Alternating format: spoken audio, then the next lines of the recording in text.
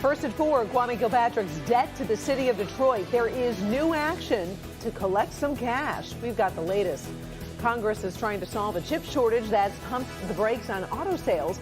New developments in Washington and why critics are not on board. And here's Andrew. And Karen, another day filled with sunshine, warmth, and comfortable conditions. But after this splendid weather, I am tracking some showers in your 7-day forecast. That's coming right up first at 4. Local 4 News starts now with a breaking news alert. Good afternoon. I'm Karen Drew. Local 4 has just confirmed a federal judge has ordered the seizure of money from former Detroit Mayor Kwame Kilpatrick and his wife. The couple was doing some virtual crowdfunding, but the former mayor still has an outstanding debt to the city. Court records show separate notices of garnishment were issued earlier this month, demanding the payment of more than $193,000 from their PayPal and Plum Fund accounts.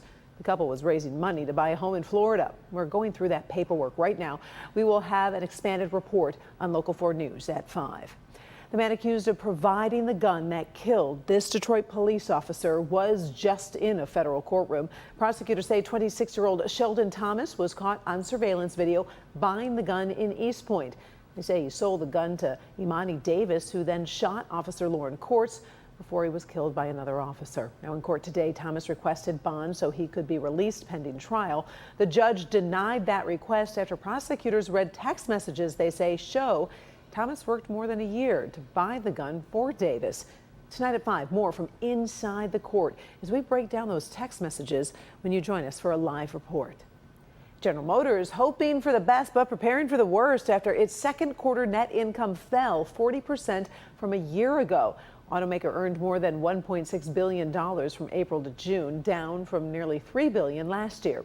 One big problem, GM couldn't deliver 95,000 vehicles because of parts shortages. Now, GM is still hopeful its full-year net income will remain steady between $9.6 and $11.2 billion. CEO Mary Barra says it is taking steps to manage costs like reducing discretionary spending and limiting hiring to critical positions supporting growth. Plus, the company has modeled other downturn scenarios and is ready to take more action if necessary. Congress is trying to get something done to ease that computer chip shortage, and that's hit all the automakers. Today, the Senate voted to advance a bill written to boost the semiconductor industry in the United States. Of course, it's just one step in the process. Kimberly Gill joins us, and Kim, Michigan senators are big backers of this legislation. They are. Karen, good afternoon to you. We'll hear from Senator Debbie Stabenow in just a moment, but the so-called Chips for America bill needed 60 votes to keep moving forward in the Senate, and the final tally was pretty close. The legislation is worth a total of $280 billion. It earmarks about $52 billion in grants and other incentives for the semiconductor industry, plus a 25% tax credit for companies that build chip plants in the United States. The bill also authorizes $200 billion to enhance scientific research over the next 10 years. Critics have objected to the spending, calling it either excessive or misplaced. The final tally in the Senate was 64 to 32 in favor, attracting bipartisan support. Senator Stabenow tells Local 4 the bill has multiple benefits. This is about bringing down costs for consumers because one of the biggest cost increases has been in automobiles, whether it's new or used, because of the chip shortage.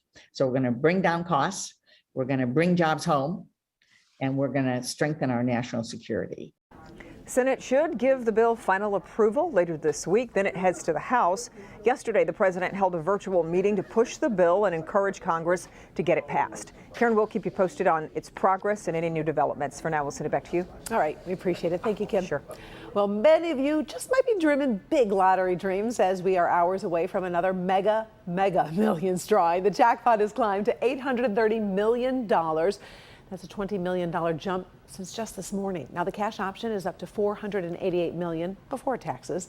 Tonight's drawing will take place at 11 p.m. We'll bring it to you live on Local 4 so you can check your numbers right away to see if those lottery dreams come true.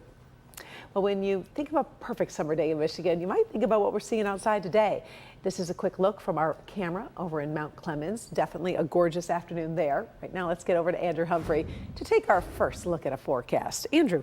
Absolutely picture perfect. You're right, Karen, with temperatures that are on the warm side once again. The humidity's low, so it is nice and comfy out there, too. We're looking at upper 70s and low 80s, 81 over at City Airport, same thing at Metro. Hello, Howell, you've got 81 at this hour and 77 warm degrees over in Port Huron. Looking good as we look at downtown Detroit under partly sunny skies.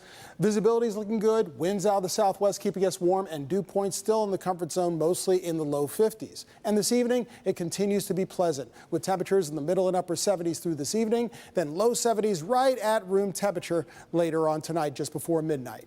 Now, things are changing in your 7-day forecast, including some much needed rain. More on that and the rest of your forecast in minutes. All right, thank you, Andrew. So is Russia going to allow Ukraine to ship tons of grain to the rest of the world? That is a big question after new attacks on critical port infrastructure. Russia is targeting the Black Sea regions with new airstrikes. Just last week, the country signed separate agreements to make it easier to export grain. But there are also concerns about landmines left in the Black Sea. Russia insists it's ready to hold peace talks, but claims Western allies oppose a deal. Negotiations have been stalled since March. And as Russian missiles fall, a Michigan native is racing against time to save priceless pieces of Ukrainian culture. It's called red listing, assembling items in museums and churches that need to be preserved. Paula Tutman in Hamtramck with the story of desperate mission that reaches from here to the other side of the globe. Paula. So Ukrainian churches and museums were not ready. They weren't prepared for the Russian invasion. And so when you think about, for instance, a Ukrainian folk artist who was an inspiration to Picasso, that artifact gone. A village church that is the seat of Christianity for that nation, gone. But when you think about those kinds of things, you can imagine why the race is on to save these artifacts, or at least the remaining ones. You're looking at a family treasure. This is 97-year-old Mykola Liskiewski in the year 2007, returning from Michigan to Ukraine to visit his father's church, Archangel Michael, founded in 1403 in Vinnytsia.